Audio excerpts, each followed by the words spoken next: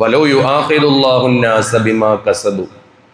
അല്ലാഹു സുബ്ഹാനഹു വ തആല എങ്ങാനും ഈ ലോകത്തുള്ള മനുഷ്യർ ചെയ്യുന്ന കാര്യങ്ങൾക്ക് അടിസ്ഥാനപ്പെടുത്തി അള്ളാഹു മനുഷ്യരെ ശിക്ഷിക്കാൻ ഉദ്ദേശിച്ചിരുന്നെങ്കിൽ മാ തറക്ക അലാ ലഹ്രിഹാ മിൻ ദാബത്തിൻ, ഈ ഭൂമിയിൽ ഒരു മനുഷ്യനുണ്ടാവില്ല, ദാബത്ത് ഉണ്ടാവില്ല എന്നാണ്, ഒരു ജീവി ഉണ്ടാവില്ല.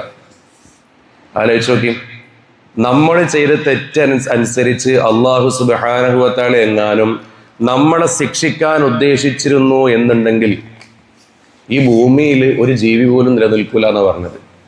നമ്മൾ ഹറാമ് കണ്ടു, നമ്മുടെ കണ്ണിൻ്റെ കാഴ്ച അല്ലാഹ് കളഞ്ഞില്ല.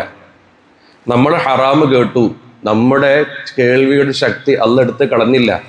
നമ്മൾ ആരെയൊക്കെ ചീത്ത വിളിച്ചു, നമ്മുടെ നാവുകൊണ്ട് എന്തൊക്കെ തെറികൾ പറഞ്ഞു, നമ്മൾ തമാശയിൽ കാര്യത്തിൽ ഗീബത്ത് എത്ര പറഞ്ഞു, നമീമത്ത് എത്ര പറഞ്ഞു. നമ്മുടെ നാവൊന്ന് കുഴഞ്ഞു പോയിട്ടില്ലല്ലോ, ഇപ്പോഴും നാവ് അതേപോലെ തന്നെ നിൽക്കല്ലേ. എത്ര ഹറാമിലേക്ക് നടന്നുപോയി.